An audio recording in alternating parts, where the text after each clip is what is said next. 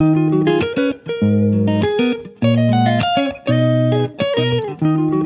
माता दी। नमस्कार दोस्तों, आज मैं आप लोगों को शीतला माता की पौराणिक कथा सुनाने जा रही हूँ।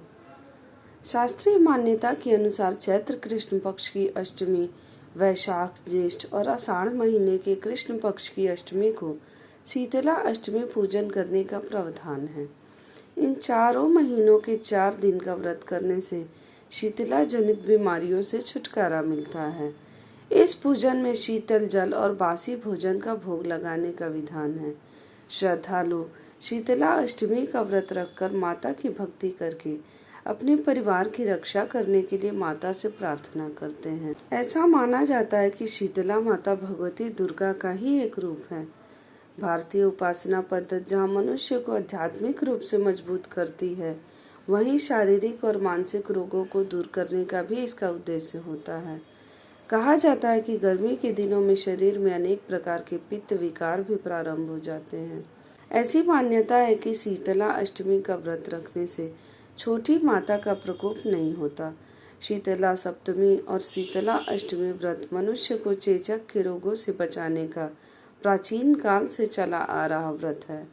आयुर्वेद की भाषा में चेचक का नाम ही शीतला कहा गया है। अतः इस उपासना से शारीरिक शुद्ध, मानसिक पवित्रता और खान पान की सावधानियों का संदेश मिलता है। इस व्रत में अष्टमी के दिन कलश स्थापित कर पूजन किया जाता है तथा प्रार्थना की जाती है कि चेचक, गलघोटू, बड़ी माता, छोटी माता, तीव्र दाह, दुर्गंध युक्त फोड़े, नेत्र रोग और शीतल जनित सभी प्रकार के दोष शीतला माता की आराधना पूजा से दूर हो जाएं। इस दिन शीतला स्तोत्र का पाठ शीतल जनित व्याधि से पीड़ितों के लिए हितकारी होता है। स्तोत्र में भी स्पष्ट उल्लेख है कि शीतला दिगंबर हैं, गर्दभ पर आरूढ़ हैं, शूप, मार्जनी और नीम पत्तों से अलंकृत हैं। इस अवसर पर शीतला माँ का पाठ करके निरोग रहने के लिए प्रार्थना की जाती है। अब मैं आप लोग शीतला अष्टमी की कथा सुनाने जा रही हूँ। एक बार एक राजा के इकलौते पुत्र को शीतला निकली। उसी के राज्य में एक काछी पुत्र को भी शीतला निकली हुई थी। काछी परिवार बहुत गरीब था, पर भगवती का उपासक था। वह धार्मिक दृष्टि से जरूरी समझे जाने वाले सभी नियमों को बीमारी के दौरान भी भली भांति निभाता रहा। घर में साफ सफाई का विशेष ख्याल रखा जाता था। नियम से भगवती की पूजा होती थी। नमक खाने पर पाबंदी थी। सब्जी में न तो छौंक लगता था और न ही कोई वस्तु भुनी तली जाती थी। गर्म वस्तु न वह स्वयं खाता, न शीतला वाले लड़के को देता था। ऐसा करने से उसका पुत्र शीघ्र ही ठीक हो गया।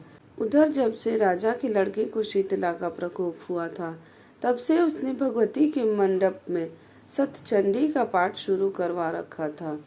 रोज हवन व बलिदान होते थे। राजपुरोहित भी सदा भगवती के पूजन में निमग्न रहते। राजमहल में रोज कड़ाही चढ़ती, विविध प्रकार के गर्म स्वादिष्ट भोजन बनते। सब्जी के साथ कई प्रकार के मांस भी पकते थे। इसका परिणाम यह होता कि उन लजीज भोजनों की गंध से राजकुमार का मन मचल उठता। वह भोजन के लिए जिद करता, एक तो राजपुत्र और दूसरे इकलौता। इस कारण उसकी अनुचित जिद भी पूरी की जाती। इस पर शीतला का कोप घटने की बजाय बढ़ने लगा। शीतला के साथ साथ उसे बड़े बड़े फोड़े भी निकलने लगे, जिनमें खुजली व जलन अधिक होती थी। शीतला की शांति के लिए राजा जितने भी उपाय करता, शीतला का प्रकोप उतना ही बढ़ता जाता, क्योंकि अज्ञानतावश राजा के यहाँ सभी कार्य उल्टे हो रहे थे। इससे राजा और अधिक परेशान हो उठा। उसकी समझ में नहीं आ रहा था कि इतना सब होने के बाद भी शीतला का प्रकोप शांत क्यों नहीं हो रहा है। एक दिन राजा के गुप्तचरों ने उन्हें बताया कि काछी पुत्र को भी शीतला निकली थी, पर वह बिल्कुल ठीक हो गया है। यह जानकर राजा सोच में पड़ गया कि मैं शीतला की इतनी सेवा कर रहा हूँ, पूजा व अनुष्ठान में कोई कमी नहीं है, पर मेरा पुत्र अधिक रोगी होता जा रहा है, जबकि काछी पुत्र बिना सेवा पूजा के ही ठीक हो गया। इसी सोच में उसे नींद आ गई। श्वेत वस्त्र धारिणी भगवती ने उसे स्वप्न में दर्शन देकर कहा, हे राजन, मैं तुम्हारी सेवा अर्चना से प्रसन्न हूँ, इसलिए आज भी तुम्हारा पुत्र जीवित है। इससे ठीक न होने का कारण यह है कि तुमने शीतला के समय पालन करने योग्य नियमों का उल्लंघन किया। तुम्हें ऐसी हालत में नमक का प्रयोग बंद करना चाहिए। नमक से रोगी के फोड़े में खुजली होती है। घर की सब्जियों में छौंक नहीं लगाना चाहिए, क्योंकि इसकी गंध से रोगी का मन उन वस्तुओं को खाने के लिए ललचता है। रोगी का किसी के आसपास आना जाना मना है, क्योंकि यह रोग औरों को भी होने का भय रहता है। अतः इन नियमों का पालन कर तेरा पुत्र अवश्य ही ठीक हो जाएगा। विधि समझाकर देवी अंतर ध्यान हो गई। प्रातः से ही राजा ने देवी की आज्ञा अनुसार सभी कार्यों की व्यवस्था कर दी।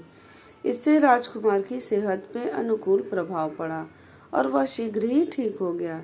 इसी दिन भगवान श्री कृष्ण और माता देवकी का विधिवत पूजन करके मध्यकाल में सात्विक पदार्थों का भोग लगाना चाहिए। ऐसा करने से पुण्य ही नहीं मिलता, बल्कि समस्त दुखों का निवारण होता है। बोलो जय माता दी। अगर आपको मेरी यह कथा अच्छी लगी हो तो मेरे चैनल को लाइक करें, सब्सक्राइब करें, शेयर करें और कमेंट में